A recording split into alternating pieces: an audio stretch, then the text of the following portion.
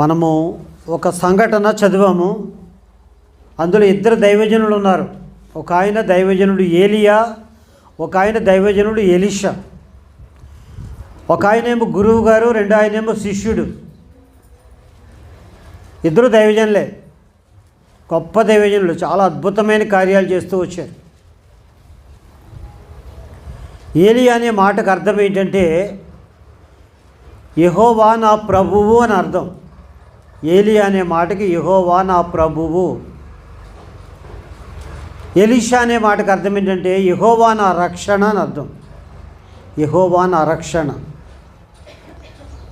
ఇప్పుడు ఏలియా, దైవజనుడు ఎలీషా ఇద్దరు కూడి 4 ప్రదేశాలకు వెళ్ళారు. ఒకటి మొట్టమొదట గిల్గాలులో వెళుతూ ఉన్నారు. వాళ్ళు గిల్గాల్ అనే ప్రదేశంలో వెళుతూ ఉన్నారు.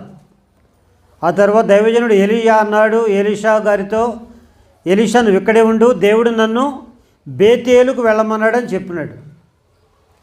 అప్పుడు దైవజనుడు ఎలీషా గారు ఏమంటారంటే యెహోవా జీవముతోడు, నీ జీవముతోడు నేను కూడా నీతో వస్తానన్నాడు. ఇరువురు కలిసి బేతేలుకు వెళ్ళారు. ఆ బేతేలులో శిష్యులు ఉన్నారు. వాళ్ళంతా వచ్చి ఎలీషాతో అంటారు, నీ గురువును పరముకు తీసుకెళ్ళిపోతాడు, ఇదనం తెలుసా అంటే నాకు తెలుసు, మీరు ఊరకుండమని చెప్తూ వచ్చినాడు. తర్వాత దైవజనుడు ఏలియా గారు ఏమన్నారంటే ఎలీషా నువ్వు ఇక్కడే ఉండు, దేవుడు నన్ను ఎరుకోకు వెళ్ళమన్నాడు అని చెప్తూ వచ్చినాడు. మళ్ళీ ఎలీషా గారు అన్నారు నేను నీతో వస్తానని చెప్తే ఇద్దరు కలిసి ఎరుకోకు వెళ్ళారు. ఆ ఎరుకో దగ్గర నుంచి మరలా దైవజనుడు ఏలియా గారు అంటారు నన్ను దేవుడు యోర్దానికి వెళ్ళమన్నాడు, నువ్వు ఇక్కడే ఉండు అంటే నేను నీతో పాటు వస్తానంటే ఇరువురు కలిసి యోర్దానికి వెళ్ళారు. మొట్టమొదటి గిల్గాల్ దగ్గర ప్రారంభించారు. గిల్గాల్ తర్వాత ఎక్కడికి వెళ్ళారు? బేతేలుకి వెళ్ళారు. బేతేలు తర్వాత ఎక్కడికి వెళ్ళారు? ఎరుకోకి వెళ్ళారు. ఎరుకో తర్వాత ఎక్కడికి వెళ్ళారు? ఈ 4 విషయాలే ధ్యానిస్తాం ఇప్పుడు.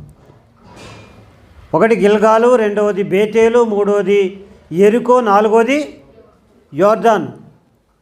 ఈ 4 అనుభవాలు ఏమిటి అసలు ఇవి? ఒకటి మనం గమనించవలసింది ఏమిటంటే దైవజనుడు ఏలియా స్థానంలో యేసుప్రభు వారు ఉన్నారు.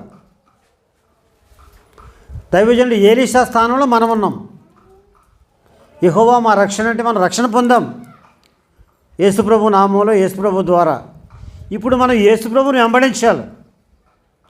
దైవజనుడు ఏలియా స్థానంలో యేసుప్రభు వారు ఉన్నారు. యేసుప్రభు వారు ఎక్కడికి వెళ్తే అక్కడ మనం వెళ్ళాలి.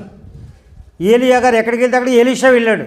అదే రీతిగా యేసుప్రభు వారు ఎలా ఏ మార్గంలో వెళ్ళాడు అదే మార్గంలో మనం వెళ్ళాలి. ఆయన మాదిరి మనకు.